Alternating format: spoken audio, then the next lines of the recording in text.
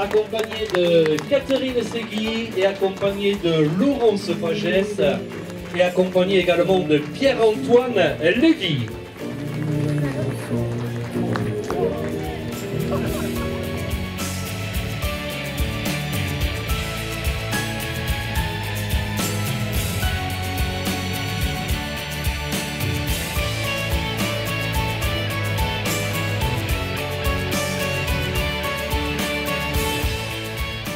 On n'a qu'à simplement se balader en ville.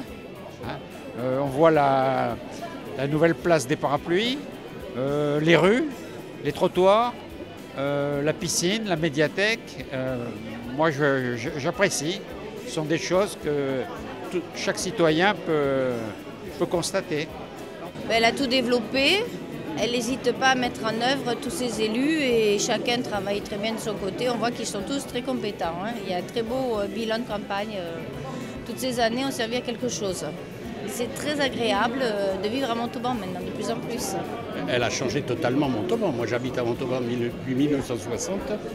Et ça, depuis qu'elle est là, le Montauban a changé de tout à tout. C'était effrayant sur le plan de l'organisation, sur le plan de l'esthétique. Elle a fait un boulot d'enfer. J'étais un acteur économique sur Montauban depuis plus de 40 ans, j'étais artisan. Et donc j'ai vu passer différents maires. Et j'avoue, et je peux dire que c'est une personne qui a un pouvoir de décision, qui a fait d'excellentes choses.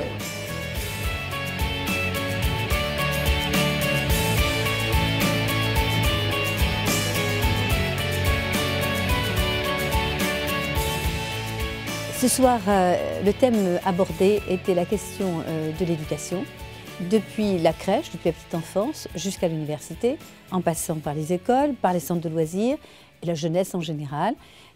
Au-delà des chiffres qu'on peut trouver dans le journal de campagne, sur les investissements qu'on a fait dans les écoles, dans les cantines, dans les crèches, ce qu'on voulait surtout démontrer, c'est notre politique. C'est-à-dire que derrière ces murs, derrière ces locaux, il y a toute une politique mise en œuvre pour permettre aux enfants de s'épanouir le mieux possible, depuis le plus jeune âge jusqu'à l'âge où ils sont étudiants. C'est aussi permettre aux familles de ne pas se sentir seules par rapport à la première demande d'un dossier en crèche jusqu'au moment où elles veulent inscrire leur enfant à la fac.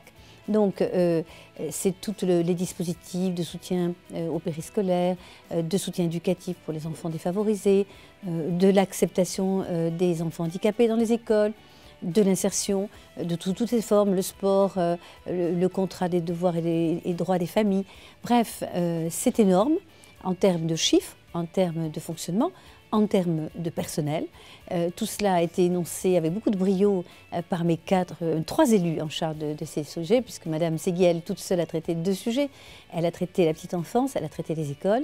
Et quant à Mme Pagès, elle a traité la jeunesse, les centres de loisirs, le label de l'UNICEF, qui nous a été accordé en 2010 pour Montauban, ville amie des enfants, qui couronne au fond toutes ces politiques. Et enfin, Pierre-Antoine Lévy qui a traité le sujet de l'université, un peu polémique, mais sur lequel nous n'avons pas de honte, nous avons en tout cas des propositions à faire. Voilà, donc c'était assez dense et je les remercie à tous d'avoir pu énoncer avec beaucoup de fierté le bilan de cette politique, mais qui d'ailleurs va s'arrêter là, puisque déjà nous pensons à des prospectives. On vous le révélera plus tard. Ce projet va continuer pour faire en sorte qu'à Montauban, il n'y ait pas de Mozart qu'on assassine. C'est une allusion à un livre de Cesbron qui malheureusement parle des enfants maltraités, des enfants défavorisés, qui n'ont pas la chance de pouvoir accéder à la culture, à l'éducation, qui est une seule forme d'épanouissement de l'être. Et bien, très modestement, à côté bien sûr de tous les autres partenaires, à côté de l'Éducation nationale, qui a tout son travail d'éducation, nous avons essayé, tout au long de ces 13 années, d'être les acteurs, les partenaires aussi, de cet épanouissement de tous nos enfants. Chaque semaine, quasiment, même à la fin, il y en aura 2 par semaine, nous faisons des réunions publiques pour, évidemment, parler de ce bilan, mais aussi, nous avons choisi chaque fois des lieux différents que ceux qu'on a l'habitude de connaître en période de campagne électorale. J'ai souhaité que nous fassions chaque fois une réunion dans un établissement qui a été construit pendant ce mandat. Donc, la semaine dernière, nous étions à la Maison des Associations, ce beau bâtiment qui a été créé sur la place de la Laïcité, au cœur même de ce quartier des Chaumes qui a été entièrement rénové, que d'ailleurs on a rebaptisé quartier de la Médiathèque. Et aujourd'hui, nous sommes à la MEIMO, à la Médiathèque, un des équipements publics structurants les plus importants de mes 2 mandats, comme le complexe aquatique Ingréo.